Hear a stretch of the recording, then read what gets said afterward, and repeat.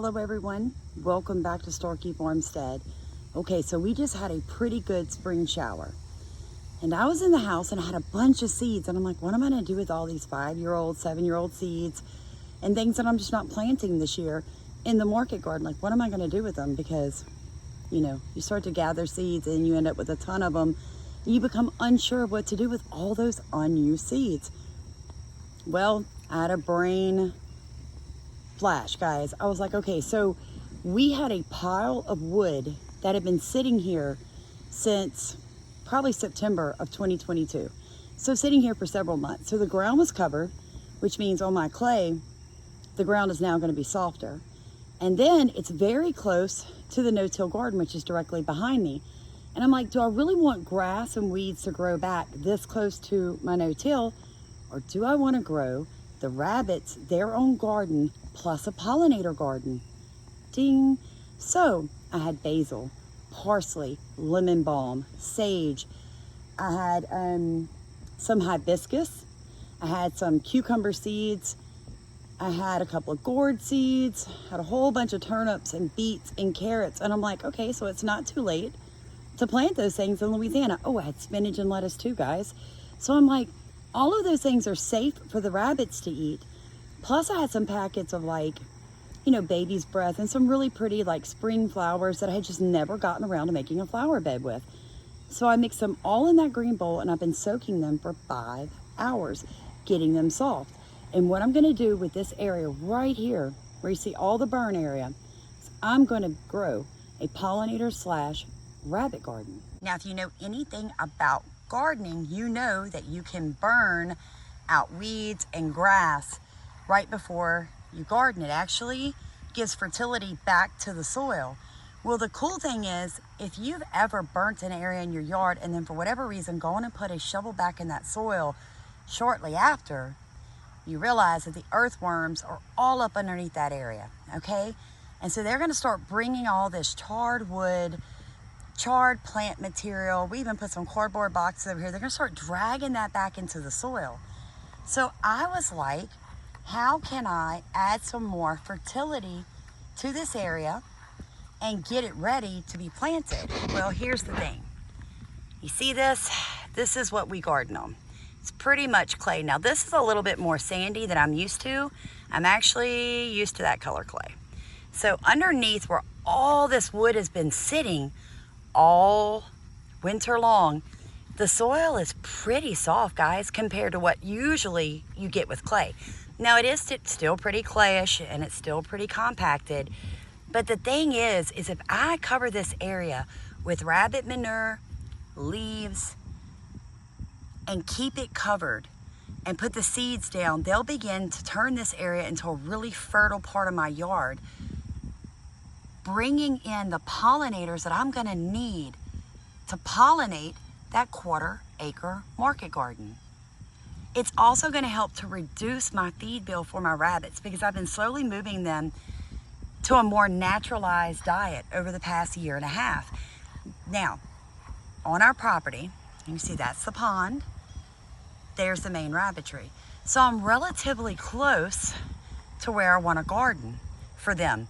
Just like what I did with the chickens and their garden being in their run, I'm getting this garden as close to the rabbitry as possible. So when I come out here to harvest for them, I'm not having to walk all over my yard looking for their favorite things, guys. I'm gonna grow them all in one spot. So this is a great way for you to put to use your older seeds. If they don't germinate, it's okay. It's no loss to me. I didn't try to seed them up or direct seed into this garden and then nothing grow, which would be an issue. Now what I'm gonna do is I've got a bucket right here beside me. It's full of rabbit manure. It's full of organic hay that the rabbits have been peeing on and pooping on. I'm gonna take that and I'm gonna spread it all out here in the center. And then I'm gonna take that entire green container full of just seeds and dump it out here. We had this old landscaping like borders that my dad had given me when he had changed up his garden. So this is the size that I want the rabbit garden to be. Now you can see that one bucket I brought out here was not very much coverage for this area. So that means I'm gonna need a couple of wheelbarrows full of compost, rabbit manure, worm casting, and leaves to get this area totally covered, because I wanna stop any weeds or grass from growing right back here. Now the area around it, the grass will come back, but keeping this border here is gonna help me as my plants are growing not to forget that I'm growing something there and put the lawnmower over it. So that's why I'm gonna use the border. And I really think, guys, that being this close to the rabbitry, I'm gonna be able to pick more. It'll be where I can see it as I'm going to the rabbitry. So I can stop and harvest here, take and feed there. But the biggest thing that this is gonna do is it's going to bring in so many pollinators this close to the pond, that close to the quarter-acre market garden. It's gonna increase the productivity of my market garden. My pollinators have a place to go, like a habitat right here where we leave up the trees around the pond on this side, and they also have a water source. That's all very important when you're trying to bring pollinators to your property. You have to give them the correct type of environment to survive. Guys, I am super, super excited about this garden. So let's get those seeds in here. I'm gonna seed up this garden exactly how I did the chicken garden, guys. I'm just gonna take handfuls of seeds and just throw them out there, okay? I'm not worried about putting them directly in the soil or burying them. Like I said, these are old seeds. These are seeds I was not going to use. So, you know, hey, if they make it, they make it. If they don't, well, it didn't hurt me any, did it? I just have another area that when I get a little more time, I can get over here and grow a different type of garden. I tell you guys all the time, use what you already have in your hands. Don't make it more difficult than it has to be. Could I got a higher germination rate if I would have planted the seeds? Probably. But when I turn this camera off, I'm gonna go get one shovelful of compost tonight, and I'm gonna sprinkle it everywhere that I kind of threw seeds out or poured seeds out. Guys, like I said, just wanna go ahead and get this area covered and get something growing in it to avoid just another patch of worthless grass. It never hurts for you to make small attempts to bring in pollinators to your pollinators to your property, and for you to find ways to naturally feed the livestock that you already have. Not to mention, I love flowers. So this is gonna be really beautiful, and I'm super excited about it. Let's walk over and let me show you how awesome the chicken garden is coming along.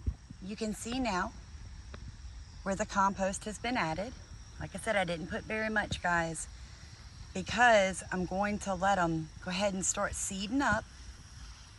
And then once they do, I'll finish filling this whole area in with leaves and hay and rabbit manure. While we're heading to the chicken garden, let's talk about some things that rabbits can eat. Guys, they really, really like herbs. Okay, so if you can grow them things like peppermint, especially basil, sage, lemon balm, lemongrass, they really, really like that stuff. Now, here is a tiny warning I do want to make to you guys. If you use peppermint and you have a breastfeeding doe, you may reduce her milk. Just remember that. Okay, so the freeze that came in about a week ago was really hard on some of the plants out here. The good thing is I had a combination of sun-loving, heat-loving plants, as well as cool-tolerant plants. You can tell the oats, the turnips, the beets, loving it. I'm noticing over here that I've got a whole crop of new baby plants coming up. And that's exactly what I wanted, guys. Now, my zucchini and squash that had already come up out of the ground, the freeze killed it that's out here. But there's some other seeds that I'm hoping that they too will go ahead and germinate. Now, here is the thing. Every couple of days, about every 4 or 5 days, I bring new seeds out here of different varieties and I toss them out. So I'm basically succession seeding the chickens' runs, okay? Now, what I mean by that is when they are let out April 1st, they're gonna hit this garden hard and fast. And they will probably pick up as much of the small tender stuff, which they prefer, which people tell you keep your chickens out of your gardens while your plants are small. There's a reason for that. So most of this will get taken, right? The clover and all of that's gonna just get pulled up super fast when they come out of that coop.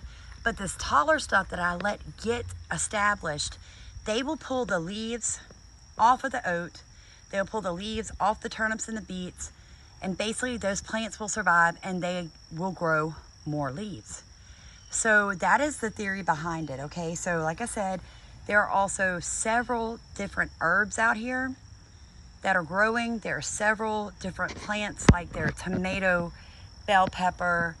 I even threw, guys, even threw carrot seeds out here, because even though the chickens are not going to eat the carrots, they really do love the tops of carrots, all right? So I hope that this helps you guys. Personally, for Stephen and I, it's still just a little bit too early to put our sun-loving, heat-loving plants in the soil. I am not convinced that we're not going to get at least one more overnight freeze. And I told you guys before, where I live, the way my property is, that could be a game changer for Starkey Farmstead. But what I can do, because I'm ready to plant like everybody else, so what I can do is go ahead and establish my pollinator rabbit garden, and I can continue to tend to my chicken garden while I'm waiting for April 1st and beyond to get my summer garden out in that no-till. So hope you guys have enjoyed this video. I hope that it helps you realize that you don't have to make it difficult, okay? But you do need to get something planted to feed your animals as well as your family and to support your ecosystem, all right? So a healthy ecosystem is gonna bring in the beneficial bugs as well as the pest. And if you'll just give it a little bit of time, your ecosystem will balance out if you feed it correctly. Thank you for joining us today. Please like, comment, and subscribe. Let me know, are you growing any fodder, any gardens specifically for certain animals and certain livestock? So what are you growing? How are you doing it? I would love to know. Please like, comment, and share, and thank you for rowing in our boat.